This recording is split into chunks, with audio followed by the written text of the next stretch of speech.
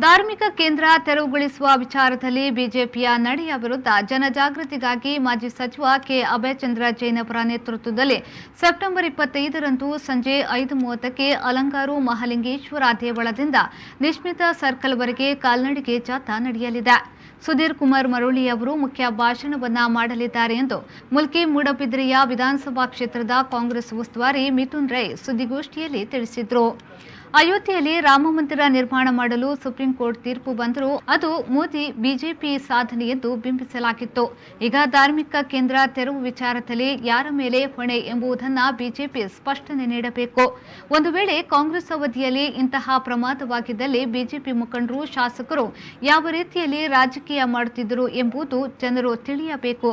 ಹಿಂದೂ ಧರ್ಮದ ವಿಚಾರದಲ್ಲಿ ರಾಜಕೀಯ ಮಾಡುವ ಬಿಜೆಪಿ ಸರ್ಕಾರ ಈಗ ಧಾರ್ಮಿಕ ಕೇಂದ್ರಗಳ ತೆರವು ವಿಚಾರದಲ್ಲಿ ಅಧಿಕಾರಿಗಳ ಮೇಲೆ ಗೂಬೆ ಕೂರಿಸಿ ನುಡಿಸಿಕೊಳ್ಳುವ ಯತ್ನವನ್ನ ಮಾಡುತ್ತಿದೆ ಎಂದು ಆರೋಪಿಸಿದರು.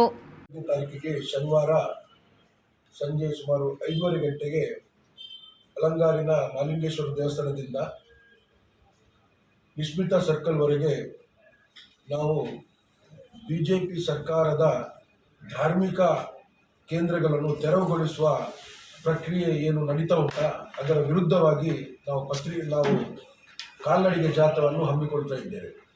ಈ ಕಾಲ್ನಡಿಗೆ ಜಾಥಾವು ಸನ್ಮಾನ್ಯ ಅಭಯಚಂದ್ರ ಜೈನ್ ರವರ ನೇತೃತ್ವದಲ್ಲಿ ಈ ಕಾಲ್ನಡಿಗೆ ಜಾಥಾವನ್ನು ಹಮ್ಮಿಕೊಳ್ಳುವಂತಹ ಉದ್ದೇಶದಿಂದ ಬಿಜೆಪಿ ಪಕ್ಷದವರು ಒಂದು ಕಣ್ಣಿಗೆ ಬೆಣ್ಣೆ ಒಂದು ಕಣ್ಣಿಗೆ ಸುಣ್ಣ ಹಾಕುವಂಥ ಕೆಲಸ ಕಾರ್ಯವನ್ನು ಮಾಡ್ತಾ ಇದ್ದಾರೆ.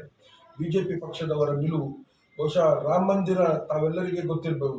ರಾಮ ಮಂದಿರಕ್ಕೆ ಸುಪ್ರೀಂ ಕೋರ್ಟಿನ ಆದೇಶ ಬಂದಂಥ ಸಂದರ್ಭದಲ್ಲಿ ಬಿಜೆಪಿ ಪಕ್ಷದವರು ಇದು ನಮ್ಮ ಸಾಧನೆ ಎಂಬ ಮಾತನ್ನು ಹೇಳುತ್ತಾ ಇದು ಸುಪ್ರೀಂ ಕೋರ್ಟ್ ಆದೇಶವಲ್ಲ, ಇದು ಮೋದಿಯವರ ಸಾಧನೆ ಎಂಬ ಸಾಧನೆಯನ್ನು ಬಿಂಬಿಸ್ತಾ ಇದ್ರು. ಅದಕ್ಕೆ ಹೊಣೆಗಾರಿಕೆಯನ್ನು ವಹಿಸಬೇಕಾ, ಜಿಲ್ಲಾಧಿಕಾರಿಗಳು ಹೊಣೆಗಾರಿಕೆಯನ್ನು ವಹಿಸಬೇಕಾ, ಮುಖ್ಯಮಂತ್ರಿಗಳು ಹೊಣೆಗಾರಿಕೆಯನ್ನು ವಹಿಸಬೇಕಾ ಎಂಬ ಸ್ಪಷ್ಟನೆ ನಮಗೆ ಬೇಕು. ಬಹುಶಃ ಬಿಜೆಪಿ ಪಕ್ಷದವರ ನಿಜವಾದ ಧಾರ್ಮಿಕ ಏನು ಎಜೆಂಡಾ ಉಂಟಾ ಅದನ್ನು ಮುಖಭಂಗ ಮಾಡಬೇಕು, ಅದನ್ನು ಬಯಲು ಮಾಡಬೇಕು ಎಂಬ ಉದ್ದೇಶದಿಂದ ನಾವು ಈ ಪಾದಯಾತ್ರೆಯನ್ನು ಹಮ್ಮಿಕೊಂಡಿದ್ದೇವೆ. ಮೂಡಬಿದ್ರೆ ಬ್ಲಾಕ್ ಕಾಂಗ್ರೆಸ್ ಅಧ್ಯಕ್ಷ ವಿಲೇರಿಯನ್ ಸಿಕ್ವೇರಾ, ಯುವ ಕಾಂಗ್ರೆಸ್ ಅಧ್ಯಕ್ಷ ಜಯಕುಮಾರ್ ಶೆಟ್ಟಿ, ವಕ್ತಾರ ರಾಜೇಶ್ ಕಡಲಕೆರೆ, ಮಂಗಳೂರು ಎಪಿಎಂಸಿ ಸದಸ್ಯ ಚಂದ್ರಹಾಸ್ ಸನೇಲ್, ಪುರಸಭೆಯ ಸದಸ್ಯ ಸುರೇಶ್ ಕೋಟ್ಯಾನ್ ಮೊದಲಾದವರು ಈ ಸಂದರ್ಭ ಉಪಸ್ಥಿತರಿದ್ದರು.